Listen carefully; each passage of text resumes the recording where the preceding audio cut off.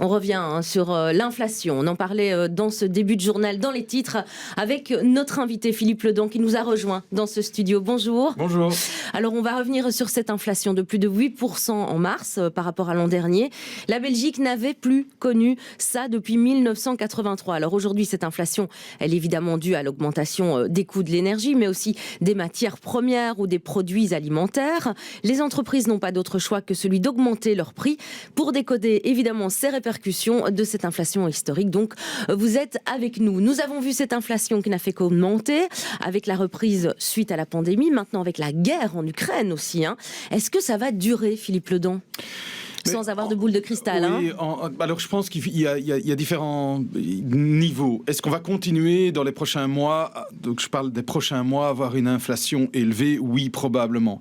Est-ce que l'inflation va continuer à grimper? Elle est à 8,3%. Est-ce qu'on va atteindre 9, 10, 11 et chaque mois on monte encore? Là, je serais quand même un peu plus prudent parce qu'il ne faut pas oublier que l'inflation, c'est la dynamique des prix. Donc même si les prix continuent à grimper, mais un peu moins vite qu'avant, l'inflation baisse, si vous voulez. Donc on est plutôt dans ce scénario-là. Donc on est plutôt dans un scénario où effectivement, à cause de tous les éléments que vous avez cités, les prix des matières premières de l'énergie vont rester élevés. Mais est-ce qu'ils vont continuer à grimper comme ils ont grimpé ces derniers mois? Ça, on ne le pense pas. En tout cas, on ne l'espère pas. Et de toute façon, s'ils devaient continuer à grimper comme ils ont grimpé ces derniers mois, tout simplement, à un moment, et c'est déjà ce qu'on voit aujourd'hui, vous avez des entreprises qui vont arrêter de produire parce que ça leur coûte trop cher et elles ne savent pas reporter ça sur leur prix de vente. Et les consommateurs vont commencer à diminuer de plus en plus leur consommation. Et donc, l'écroulement alors de la demande va faire s'écrouler les prix. Donc, je dirais que, un scénario où l'inflation continue de mois en mois à grimper est un scénario qui, en lui-même, comporte sa chute. Donc, c'est pas vraiment le scénario qui est privilégié, c'est plutôt un scénario où les prix des matières premières restent effectivement relativement élevés, mais où l'inflation commence en cours d'année à un peu diminuer pour aller se stabiliser, on l'espère, l'année prochaine, quelque part aux alentours des 2,5%. Et est-ce qu'on peut imaginer qu'à un moment donné aussi, ces prix des matières premières, des matériaux, et bon, l'énergie peut-être un petit peu plus facilement, mais rediminuent vraiment pour réatteindre les niveaux qu'on pouvait avoir l'an passé, enfin avant la pandémie? Oui, alors avant la pandémie, là je pense qu'il faut... Il y a des éléments qui fondamentaux, notamment le fait que pendant la pandémie, on a fait des grands pas en avant vers la transition énergétique. Tous les plans de relance sont axés sur la transition énergétique, donc sur une modification du mix énergétique. Et cette transition, mais en fait, elle impose beaucoup d'investissements, des modifications dans des habitudes de mobilité et autres. Et globalement, ça génère, et c'est plutôt une bonne chose d'un point de vue de la transition énergétique, peut-être moins d'un point de vue du portefeuille, mais ça implique qu'on va vivre probablement dans un monde où l'énergie sera durablement plus chère, sans mauvais jeu de mots. Même en dehors de la question ukrainienne. Donc là, il y a quand même un changement qui a déjà été fait. Donc revenir à des niveaux d'avant-crise Ukraine ou d'avant-crise pandémie, là on le pense de moins en moins.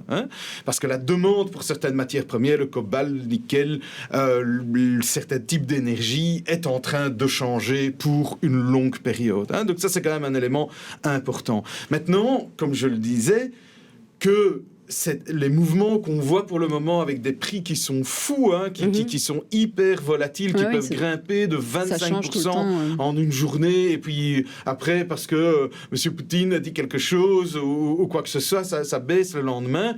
Mais ça, forcément, on espère quand même qu'à un moment, ça va se calmer, et qu'effectivement, parce que pour le moment, il faut bien comprendre que les marchés sont à la recherche d'un équilibre. Ce ne sont pas des marchés de matières premières qui aujourd'hui fonctionnent normalement. Il n'est pas normal, vous pouvez avoir tous les spéculateurs que vous voulez, vous pouvez y mettre tout ce que vous voulez. Ce ne sont pas des marchés qui fonctionnent normalement. Ce sont des marchés qui sont à la recherche d'un nouvel équilibre dans un environnement qui est devenu très incertain, qui pousse tout le monde à faire un peu tout et n'importe quoi. Imaginez une entreprise qui doit avoir des matières premières. Elle est à chaque minute en train de se demander à quel bon prix acheter. Tout ça génère beaucoup de volatilité, donc on espère qu'à un moment, ces marchés vont se stabiliser, trouver un nouvel équilibre, mais nous pensons que ce nouvel équilibre sera très probablement à des niveaux de prix plus élevés qu'ils ne l'étaient avant. Mais ça veut dire qu'on va basculer dans un nouveau modèle économique, qu'on va devoir revoir un petit peu notre façon justement d'acheter?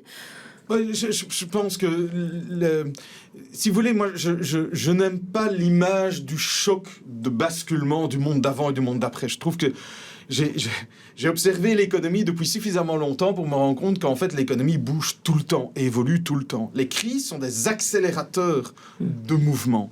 Il y avait des mouvements qui étaient lancés, le mouvement de la digitalisation, le mouvement de la transition écologique. Quoi qu'on en dise, le monde était déjà en train de... Regardez, hein, le Next Generation EU, c'est l'arrivée de la nouvelle Commission européenne. Et tout ça a été accéléré dans le plan de relance et de résilience. Mais les décisions d'Ursula von der Leyen sont précédentes à la crise du Covid. Donc, tout ça était en train de se mettre en place. C'est accéléré par les différentes crises. Maintenant, sur l'énergie, on est poussé dans le dos à modifier notre mix énergétique. Et donc, effectivement, il y a un gros accélérateur. Et ce gros accélérateur impose, et il y aura un effet prix.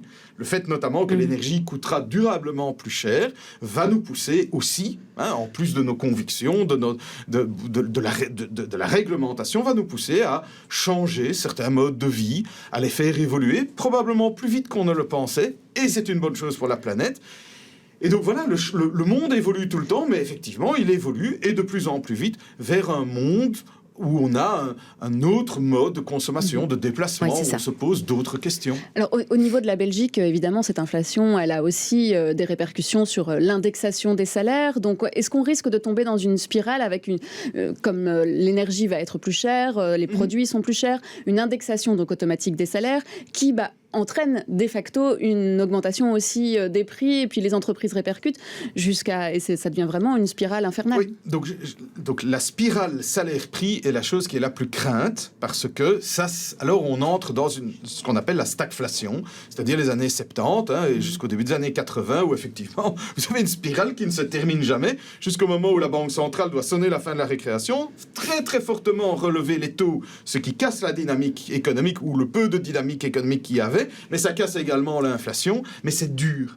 Et donc, aujourd'hui, et compte tenu de notre mode de fonctionnement avec une indexation automatique des salaires, des allocations sociales et des pensions, c'est toujours plus un risque en Belgique que dans d'autres pays. Quand on a un choc initial très important, généralement il vient de l'énergie, c'est que ce choc se transforme en une espèce de spirale. Les salaires sont indexés, les entreprises qui le peuvent, pour elles c'est une augmentation de coûts, elles reportent sur leur prix de vente, mais ça ne fait qu'alimenter l'inflation. Et donc ça veut dire qu'il faut arrêter cette indexation automatique des salaires pour vous ?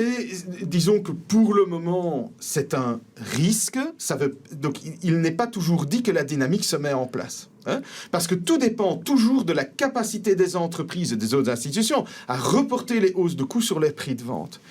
Et ça dépend de plein de facteurs. Ça dépend notamment de facteurs de concurrence, de demande.